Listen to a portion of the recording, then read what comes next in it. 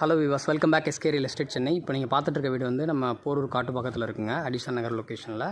இப்போ இதெல்லாம் வந்து ஆல்ரெடி சோல்ட் அவுட் ஆகிடுச்சு, ஃபினிஷ் ஆகிடுச்சு, புக்கிங் ஆகிடுச்சு. இப்போ இந்த 2 வீடு அவைலபிள் இருக்குது.